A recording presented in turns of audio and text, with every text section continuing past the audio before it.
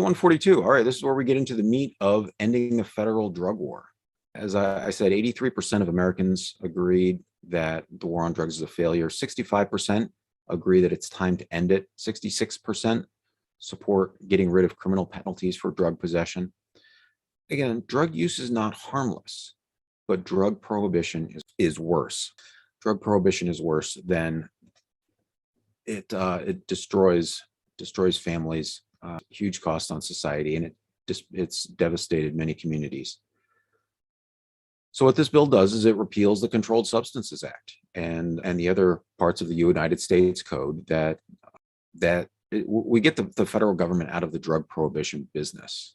And I mean business. CNBC recently reported that America has spent over $1 trillion fighting the war on drugs over the last 50 years. It's big business.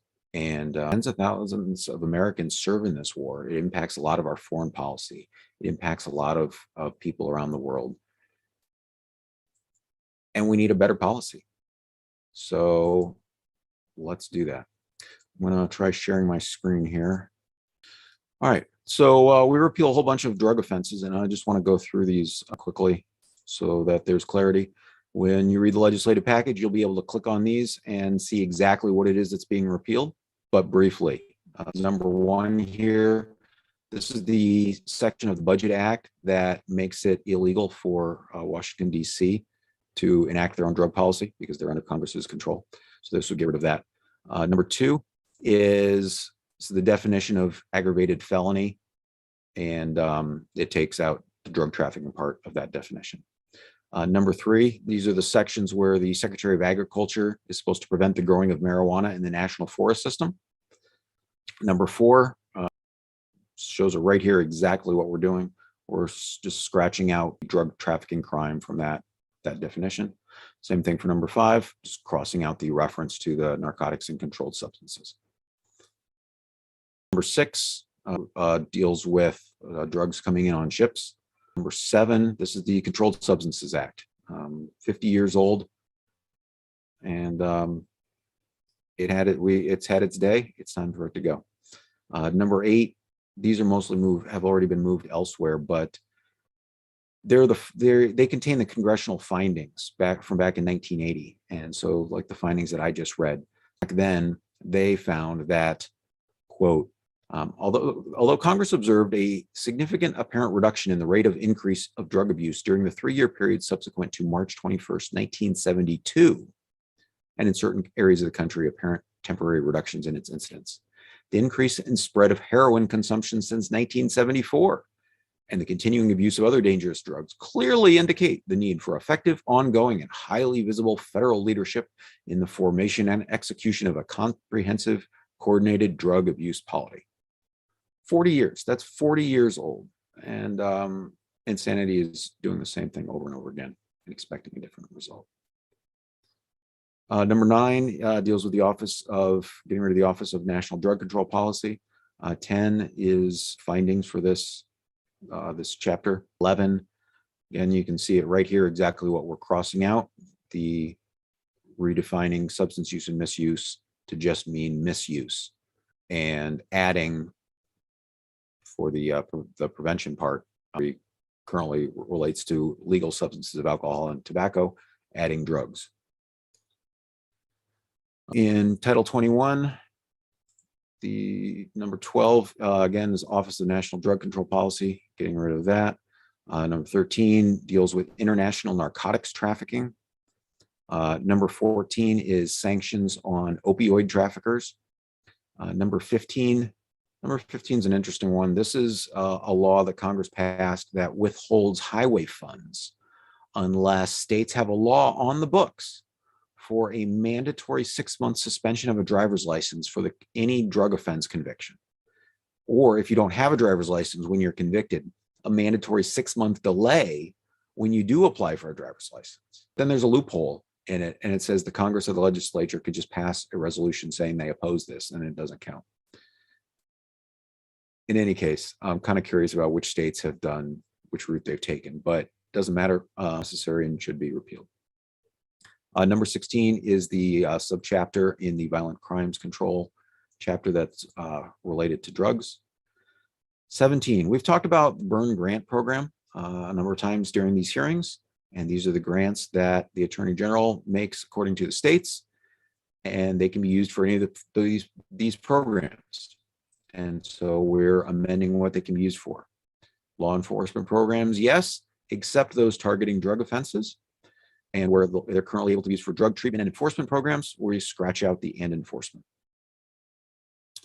And number 18, this repeals the chapter on maritime drug law enforcement.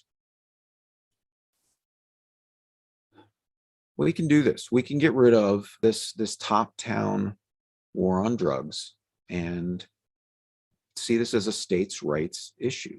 States ought to be able to set their own drug policies, and this legislative package will enable that. Sort of the same way that we deal with prostitution. Prostitution is not a federal crime. Almost every state, except for Nevada, makes it illegal, but it's a states' rights thing. I guess one of the other things I wanted to mention, a failure of imagination. I was reading San Francisco this weekend, talking about why progressives ruin cities. And the issues that the author points out in San Francisco is, by not arresting people for drug use, then it creates the opportunity for open air drug markets kind of things. And so he argues, well, you should go back to busting those and force the drug sales back inside, just so they're not in the public view. And there's a failure of imagination. The author can't conceive that maybe drugs shouldn't be illegal, and instead they should be regulated and taxed like alcohol, like tobacco, so that we can address these things strictly as a health issue instead of as a criminal problem. The last thing that I want to do in this with this section is conclude by reading a short passage from The New Jim Crow by Michelle Alexander. And she writes in her conclusion, if we become serious about dismantling the system of mass incarceration, we must end the war on drugs. There is no way around it.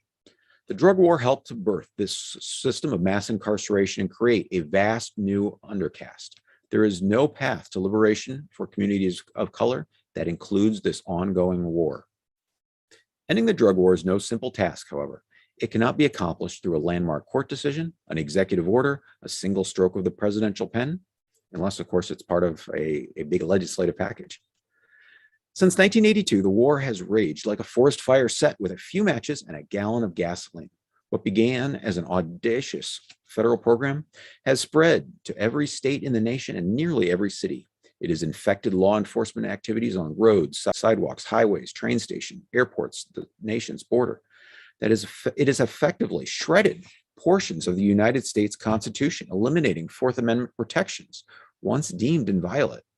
And it has militarized police practices in inner cities across America. Racially targeted drug law enforcement practices, taken together with laws that specifically discriminate against people with drug convictions in employment, housing, and public benefits, have relegated the majority of Black men in urban areas across the United States to a permanent second-class status. If we hope to end this system of control, we cannot be satisfied with a handful of reforms. All of the financial incentives granted to law enforcement to arrest poor Black and brown people for drug offenses must be revoked. Federal grant money for drug enforcement must end. Drug forfeiture laws must be stripped from the books.